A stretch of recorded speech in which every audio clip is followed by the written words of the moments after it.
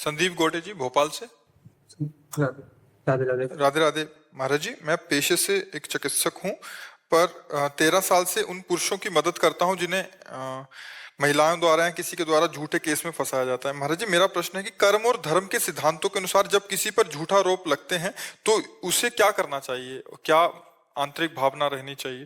देखो, पहली बात है, जब हमारे ऊपर झूठा आरोप लगे तो हमें पूरा प्रयास करना चाहिए अपने को सत्य साबित करने का।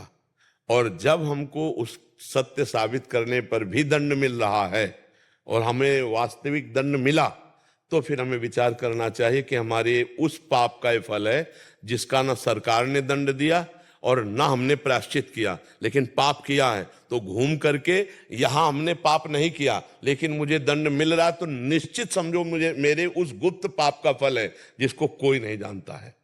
कई ऐसे गुप्त पाप हमारे द्वारा होते हैं जिनका ना भारत सरकार से दंड मिला है और ना भगवान के द्वारा दंड मिला है, तो वो कर्म हमको दंड देगा, ऐसी जगह फंसाएगा जहां हम बिल्कुल गलत नहीं है पर हमको वो दंड भोगना पड़ेगा। पक्का वो हमारा पूर्व का प्रारब्ध है, पक्का पूर्व का प्रारब्ध है। एक आदमी ने किसी महिला से प्रियता करके और उसको बाद में छल करके मार दिया और अपने ही घर में गाड़ दिया और कोई नहीं जान पाया, और कहीं बाहर से फंसा के लाया था, ऐसा हो गया। बहुत अच्छे से जीवन चलने लगा। सामने एक स्वर्णकार की दुकान भी थी और घर भी था, और घर में ही दुकान खोले हुए था, और 2 पुलिस कर्मचारी उसकी सुरक्षा के लिए आया करते थे। और वो बहुत बेईमान स्वर्णकार था, मतलब छल कपट करना, असली स्वर्ण को नकली करके, से कई तरह से मिलावट करके बहुत। और वो जो दोस्त की सुरक्षा में आते थे वो उसकी पोल जानते थे, तो उसको कुछ वो देता रहता था। ऐसा होते हैं, छल कपट वाले आदमी भी होते हैं, छल कपट वाले रक्षा सूत्र विधान वाले भी होते हैं।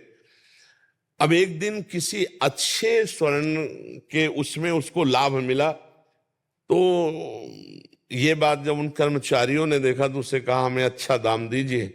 उन्होंने नहीं दिया, तो रात्रि में आके प्लान बना, बहुत वर्षों से मिलजुल रहे थे, स्वर्णकार को मार दिया, एक अटैची में बंद किया और बॉक्स में सारी, जहां सब पता था, वो संपत्ति और स्वर्ण लिया और निकल ही रहे थे कि वो आदमी लोकशंका करने निकला। कौन? जो बहुत पहले, कई वर्ष पहले किसी महिला को लाकर ऐसा अत्याचार करके मार के, और अभी तक बिल्कुल फ्रेश था। उसने देखा, उसने कहा ये क्या तुम 2 बाक्स लिए हो, इसका मतलब? तो उन जो सरकारी कर्मचारी थे उन्होंने कहा देखो, अब तुम तो देख लियो, तुम कुछ हिसाब किताब हमसे ले लो और जाओ अपने घर। तो उसने कहा आप गलती नहीं करूंगा, मतलब अंदर से निकला उसके कि पीछे जो गलती हो गई अब गलती नहीं करूंगा। उन्होंने कहा 1 पैसा नहीं लूंगा, ये बात हम। तो उसने कहा देखो, हम लोगों के हथकंडे बहुत होते हैं, अभी हमारी बात मान जाओ नहीं तो हम 2 मिनट में फंसा देंगे। तो उनका बिल्कुल नहीं, हम नहीं, बिल्कुल राजी नहीं होंगे, तुम गलत कर रहे हो। और उसको ये पता नहीं क्यों मार के ले आए, दोनों बाक्स रख दिए और दोनों पकड़ लिए, हल्ला मचाने लगे। अब वहां लोग इकट्ठे हुए, बोले पता नहीं है 2 बाक्स से लेकर कहां जा, जो खोला तो अरे बोले देखो स्वर्णकार को मार के उसकी धन संपत्ति, उसके ऊपर पूरा ब्लेम लगा दिया। अब वो जब कई वर्ष मुकदमा चलता है तब सजा होती है, तो जब सजा देने का नंबर आया तो रो करके बोला जज से कि किसी भी तरह से मैं इस केस में कहीं भी कुछ भी नहीं किया, मैं लघुशंका के लिए निकल रहा था, बस देखा इन लोगों ने ऐसा ऐसा ऐसा। कई वर्ष रुपया पैसा लगा, बहुत परेशान। जज ने तारीख आगे के लिए बढ़ा दी, उसके आंसुओं में दम थी, तो उसने खेल रचा, एक आदमी को मृत घोषित किया अपने ही परिकर में। वो मरा नहीं था, और कहा कि अपने ही लोगों द्वारा इसका अंतिम संस्कार किया जाए। उसको भी बुलवाया और उन कर्मचारियों को भी बुलवाया और कुछ देर सब साथ गए। फिर जब वो 2 अलग बैठे हुए, उसको संस्कार स्थान में ले गए, अलग अलग सब बैठ गए, तो दोनों जो सरकारी कर्मचारी थे वो गए, उससे कहा देखा जिंदगी भर काटेगा जेल, और ऐसे पैसे ले लेते ना तो तू भी और जज जो है उसके यहां शरीर में वो यंत्र लगा दिया जिससे वो डायरेक्ट सुन सके। तो उसने कहा चाहे मार डाला जाऊं, अब भी चाहे नरक जाऊं, चाहे जितना कष्ट मिले, अब मैं झूठ नहीं बोलूंगा, मैंने गलती जो की। फिर वो चुप हो गया। अब वो बार बार उसके अंदर पाप निकल रहा है उसका भी, मैं अब गलती नहीं करूंगा।